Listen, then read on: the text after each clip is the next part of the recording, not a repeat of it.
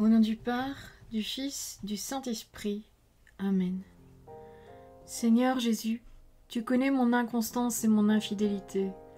Tu sais combien je suis faible. Alors je demande en ton nom que notre Père céleste envoie son Esprit pour que quotidiennement je puisse entreprendre la lecture du catéchisme de l'Église catholique et que mon cœur s'ouvre à la tradition enseignée par ton Église, ma mère. Que je puisse ajuster toutes mes actions et mes œuvres à son enseignement. Mon Jésus, avec confiance j'abandonne la constance et la fidélité de toute la démarche entre tes mains. Que Saint Michel Archange et mon ange gardien protègent et défendent chaque moment quotidien consacré à cette lecture. Maintenant, avec toi et par ta voix, disons: Notre Père, qui es aux cieux, que ton nom soit sanctifié, que ton règne vienne, que ta volonté soit faite sur la terre comme au ciel. Donne-nous aujourd'hui notre pain de ce jour. Pardonne-nous nos offenses comme nous pardonnons aussi à ceux qui nous ont offensés. Et ne nous laisse pas entrer en tentation, mais délivre-nous du mal. Amen. Ensemble, mon Jésus d'amour, saluons notre sainte maman, la Vierge Marie.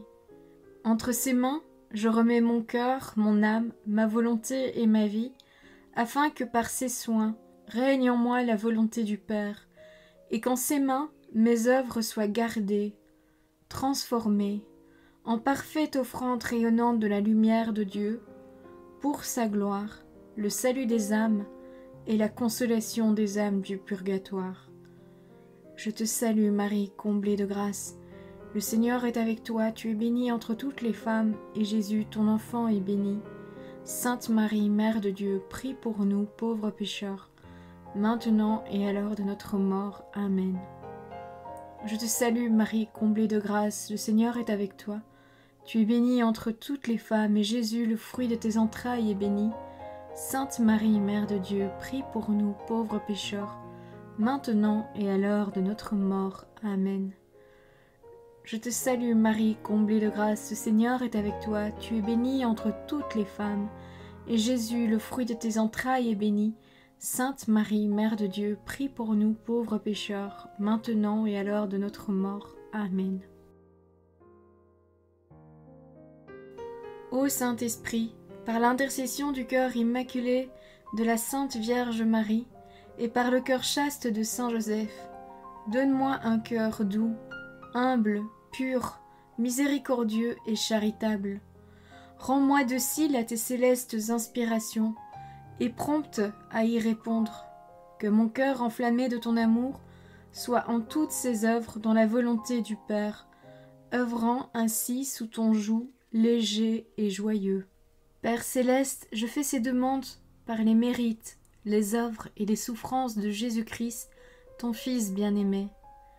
En mon nom, au nom des âmes de ma famille, au nom des âmes de mes proches, au nom des âmes qui se sont recommandées à mes prières, au nom des âmes constituant ta Sainte Église, le pape, les cardinaux, les évêques, les prêtres, les religieux et religieuses, les laïcs, au nom des âmes qui ne te connaissent pas, des âmes des païens, des âmes des hérétiques, des âmes des apostats et des âmes froides. En tout temps, dans les siècles des siècles. Amen. Sur la croix, Jésus consomme son sacrifice. Numéro 616. C'est l'amour jusqu'à la fin qui confère sa valeur de rédemption et de réparation, d'expiation et de sanctification au sacrifice du Christ. Il nous a tous connus et aimés dans l'offrande de sa vie. L'amour du Christ nous presse à la pensée que si un seul est mort pour tous, alors tous sont morts. Voir la deuxième lettre aux Corinthiens, chapitre 5, verset 14. Aucun homme, fût-il le plus saint, n'était en mesure de prendre sur lui les péchés de tous les hommes et de s'offrir en sacrifice pour tous. L'existence dans le Christ de la personne divine du Fils, qui dépasse et en même temps embrasse toutes les personnes humaines, et qui le constitue tête de toute l'humanité, rend possible son sacrifice rédempteur pour tous. Numéro 617. Par sa sainte passion sur le bois de la croix, il nous a mérité la justification, enseigne le Concile de Trente. Soulignant le caractère unique du sacrifice du Christ comme principe de salut éternel, et l'Église vénère la croix en chantant « Salut aux croix, notre unique espérance ». Notre participation au sacrifice du Christ. Numéro 618. La croix est l'unique sacrifice du Christ, seul médiateur entre Dieu et les hommes. Mais parce que, dans sa personne divine incarnée, il s'est en quelque sorte uni lui-même à tout homme, il offre à tous les hommes, d'une façon que Dieu connaît, la possibilité d'être associés au mystère pascal.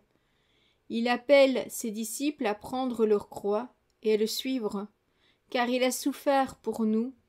Il nous a tracé le chemin afin que nous suivions ses pas. Il veut en effet associer à son sacrifice rédempteur ceux-là même qui en sont les premiers bénéficiaires. Cela s'accomplit suprêmement en la personne de sa sainte mère, associée plus intimement que tout autre au mystère de sa souffrance rédemptrice. En dehors de la croix, il n'y a pas d'autre échelle par où monter au ciel. En bref, numéro 619. Le Christ est mort pour nos péchés selon les Écritures. Voir la première lettre aux Corinthiens, chapitre 15, verset 3. Numéro 620. Notre salut découle de l'initiative d'amour de Dieu envers nous, car c'est lui qui nous a aimés et qui a envoyé son Fils en victime de propitiation pour nos péchés. Voir la première lettre de Saint Jean, chapitre 4, verset 10. C'est Dieu qui, dans le Christ, se réconcilie le monde. Voir la deuxième lettre aux Corinthiens, chapitre 5, verset 19. Numéro 621. Jésus s'est offert librement pour notre salut, ce dont il le signifie et le réalise à l'avance pendant la dernière scène. Ceci est mon corps, qui va être donné pour vous. Voir l'Évangile selon saint Luc, chapitre 22, verset 19. Numéro 622. En ceci consiste la rédemption du Christ. Il est venu donner sa vie en rançon pour la multitude. Voir l'Évangile selon saint Matthieu, chapitre 20, verset 28. C'est-à-dire aimer les siens jusqu'à la fin. Voir l'Évangile selon saint Jean, chapitre 13, verset 1. Pour qu'ils soient affranchis de la vaine conduite héritée de leur père. Numéro 623. Par son obéissance aimante au Père, jusqu'à la mort sur la croix, voir la lettre aux Philippiens chapitre 2 verset 8, Jésus accomplit la mission expiatrice du Seigneur souffrant, qui justifie les multitudes en s'accablant lui-même de leurs fautes. Paragraphe 3. Jésus-Christ a été enseveli. Numéro 624. Par la grâce de Dieu, au bénéfice de tous les hommes, il a goûté la mort. Voir la lettre aux Hébreux, chapitre 2, verset 9. Dans son dessein de salut, Dieu a disposé que son Fils non seulement mourrait pour nos péchés, voilà, première lettre aux Corinthiens, chapitre 15, verset 3, mais aussi qu'il goûterait la mort, c'est-à-dire connaîtrait l'état de mort, l'état de séparation entre son âme et son corps, durant le temps compris entre le moment où il a expiré sur la croix et le moment où il est ressuscité. Cet état du Christ mort est le mystère du sépulcre et de la descente aux enfers.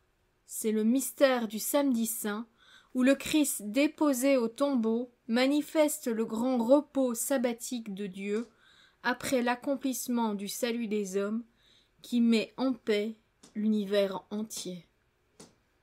Le Christ au sépulcre dans son corps. Au numéro 625.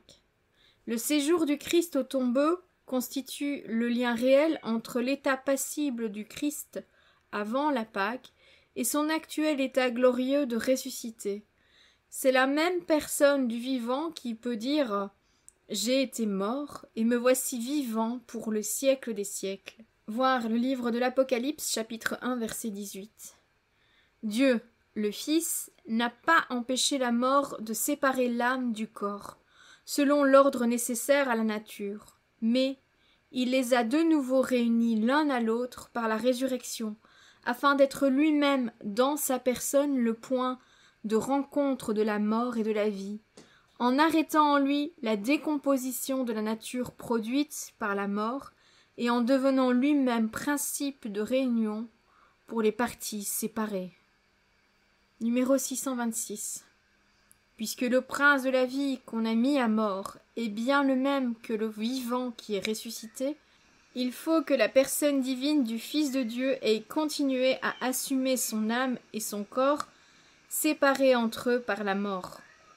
Du fait qu'à la mort du Christ l'âme a été séparée de la chair, la personne unique ne s'est pas trouvée divisée en deux personnes, car le corps et l'âme du Christ ont existé au même titre dès le début dans la personne du Verbe, et dans la mort, quoique séparés l'un de l'autre, ils sont restés chacun avec la même et unique personne du Verbe. Voilà, c'est tout pour aujourd'hui. Je vous souhaite à tous une bonne et sainte journée. Que le Seigneur nous bénisse tous. Au nom du Père, du Fils, du Saint-Esprit. Amen.